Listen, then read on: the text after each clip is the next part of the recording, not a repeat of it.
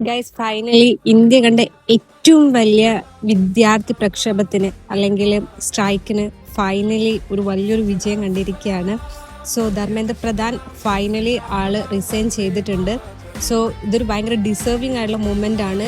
നമ്മളെല്ലാവരും എന്നെ പോലുള്ള ആൾക്കാർക്കൊന്നും അവിടെ എത്തിപ്പെടാൻ പറ്റാത്ത ഒരുപാട് പേരുണ്ട്. നമുക്ക് ആകെ ചെയ്യാൻ പറ്റുന്നത് സോഷ്യൽ മീഡിയ കൂടെ അവർക്ക് സപ്പോർട്ട് കൊടുക്കുക എന്നുള്ളതാണ്. നമ്മളെല്ലാവരും നമ്മളെ കൊണ്ട് കഴിയുന്ന മാക്സിമം നമ്മൾ ചെയ്തിട്ടുണ്ട്. ഒരു സ്റ്റേജിൽ നമ്മൾ വിചാരിച്ചിട്ടുണ്ട് ഇത് എങ്ങോട്ടാണ് പോകാന്നുള്ളത്. ബട്ട് എല്ലാത്തിനും എൻഡ് ചെയ്തുകൊണ്ട് ഫൈനലി ആൾ രാജിവെച്ചിട്ടുണ്ട്. ഇത് ഏറ്റവും വലിയൊരു വിജയമാണ്. ഇത് നമുക്ക് ഓരോരുത്തരും പേഴ്സണലി ആയിട്ട് ഫീൽ ചെയ്യും. കാരണം അത്രത്തോളം എന്താ പറയുക, അവിടെ ആ ഒരു ജന്തർ മന്ദിറിൽ പോയിട്ടുള്ള ഓരോരുത്തരും അത്രത്തോളം അനുഭവിച്ചിട്ടുണ്ട്. നല്ല രീതിയിൽ അവർ നടത്തിയിട്ടുള്ള ഒരു സ്ട്രൈക്കിനെ അതിനെ എങ്ങനെയൊക്കെ ഏതൊക്കെ രീതിയിൽ മോശമാക്കാൻ പറ്റുമോ, എന്തൊക്കെ ചെയ്യാൻ പറ്റുമോ അതൊക്കെ ഈ ഒരു ഗവൺമെൻറ് ചെയ്തിട്ടുണ്ട്. അടിച്ചമർത്താന്ന് പറഞ്ഞാൽ നമ്മൾ വിചാരിക്കുന്ന രീതിയിൽ ഒന്നല്ല.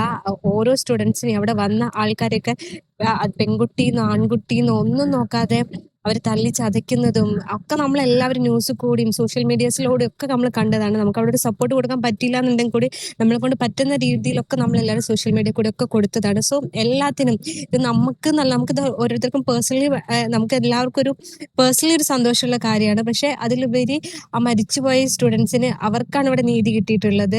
ആ റീ എൻട്രി എക്സാം എഴുതിയ സ്റ്റുഡൻസിന് അവർക്കാണ് ഇവിടെ ആക്ച്വലി നീതി കിട്ടിയിട്ടുള്ളത്. ഇത് ഈ ഒരു സ്ട്രൈക്ക് ഇതെല്ലാവരും അറിയും, ഇതെല്ലാവരും ഓർത്തിരിക്കും ലൈഫ് ലോങ് ഉറപ്പാണ്.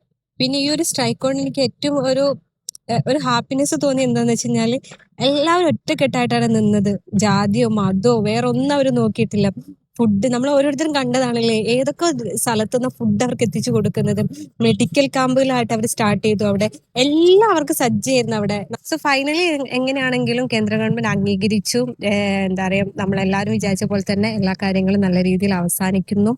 സോ അതിന്റെ ഏറ്റവും വലിയൊരു ഇമ്പോർട്ടൻറ്റ് സ്റ്റെപ്പായിരുന്നു ധർമ്മേന്ദ്ര പ്രധാന്റെ രാജി എന്ന് പറയുന്നത്. അതിപ്പോൾ അവിടെ നടന്നിട്ടുണ്ട്. ഇനി അവർ പറയുന്നത് മരിച്ചുപോയ കുട്ടികൾക്ക് ഓരോരുത്തർക്കും 1 കോടി രൂപ വീതവും, പിന്നെ അതേപോലെ തന്നെ ആ കുട്ടികളെ മുഖത്തടിച്ച ആ പോലീസുകാർക്കെതിരെയുള്ള കേസും.